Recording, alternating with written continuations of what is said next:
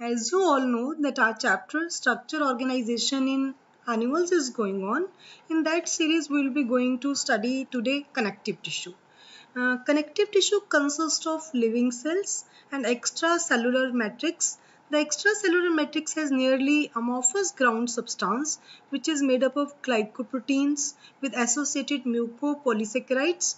Ground substance of extracellular matrix may be liquid, gel or solid.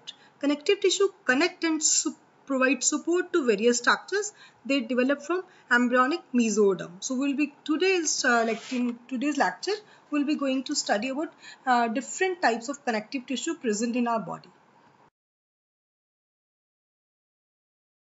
So connective tissue is specialized to connect and anchor the different parts of the body, and this is going to do attachment, storage, support, transport of substances, defense and cleansing, and shock-proof cushions. And like adipose tissue is going to do formation of blood corpuscles, packaging material, repair, and the cells of this tissue are living, are separated from each other.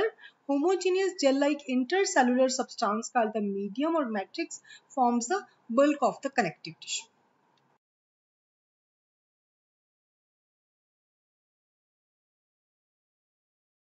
So here we'll be going to study different types of connective tissue. First of all, connective tissue, we have divided in connective tissue in three types: loose connective tissue, dense connective tissue, and specialized connective tissue. First of all, we'll study about loose connective tissue. In loose connective tissue, there are two types: areolar tissue and adipose tissue. First of all, we'll study about areolar tissue. It is named so because it takes the form of fine threads crossing each other in every direction, leaving small spaces called areole. The areolar tissue consists of ground substance, the matrix. Fat cells can also be seen in small groups. So it is present beneath the skin as subcutaneous tissue in between and around muscles, nerves and blood vessels in submucosa, in the bone marrow, between the lobes and lobules of compound glands, and in mesenteries and ommeta. So it also forms internal framework. In fact, it forms packaging near all organs. So next will be so its main function is to bind together. Binding together is the primary function of areolar tissue. So other functions are to provide strength, elasticity, support to parts where this tissue is present. Next one will be going to study adipose tissue. Adipose tissue is a fat storing connective tissue. So the adipose tissue consists of several spherical or oval cells which are called adipose cells. So adipose cells are of each adipose cells contains fat globules due to which the nucleus and cytoplasm are displayed to the periphery. These cells are often called signet ring cells because they resemble a signet ring when seen in a cross section. There are two types of adipose tissues: white fat and brown fat. White fat contains large adipose tissue and it having a single large fat globule and hence monolocular.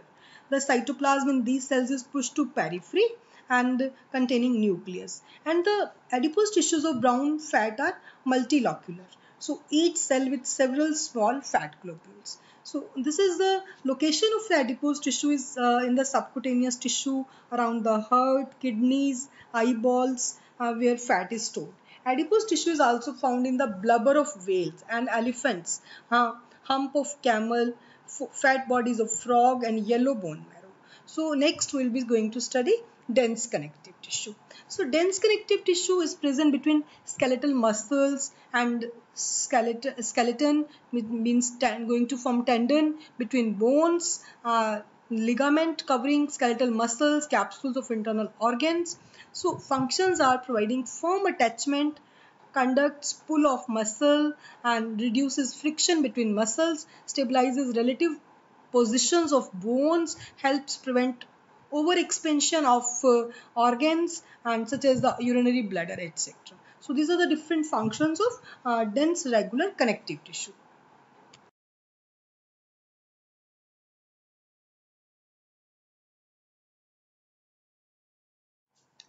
Next type of connective tissue is dense irregular connective tissue. It has fibroblast and many fibers, mostly collagen, that are oriented differently. This type is present in the skin. Next type is specialized connective tissue. Specialized connective tissue is mainly of two types. That is, first is cartilage and then bones. Cartilage is a soft skeletal tissue. It is not rigid like bone. It's found more abundantly in vertebrate embryos because most of the bones forming skeleton of the adult are cartilaginous in the early stage. How it's commonly found in the body of adults vertebrae. So, structure of cartilage is basically cartilage cells. Cartilage cell is present in fluid-filled space called the cartilage lacuna, which affects the shape of the cell. And the different cells which are going to form cartilage are called chondroblast. This term is also used for embryonic cartilage producing cells. Mature cells are larger in size, more rounded, but still have a few surface protections called chondrocytes. So, ground substances matrix, it consists essentially of water and some protein and carbohydrates, some lipids, etc. A gelatin-like substance obtained from cartilage by boiling is called the chondrion.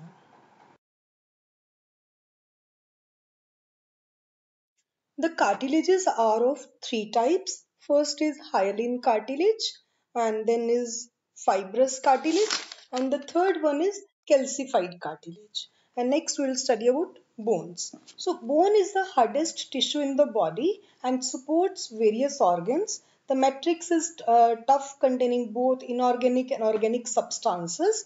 The inorganic salts present in the matrix are calcium phosphate, calcium carbonate, calcium fluoride, magnesium phosphate, etc. If a bone is dried, its organic matter, means living matter, is destroyed and inorganic part is left behind. On the other hand, if a bone is kept in a dilute HCl, hydrochloric acid, for some time its inorganic part is dissolved and organic part is left behind. Such a bone is called calcified bone.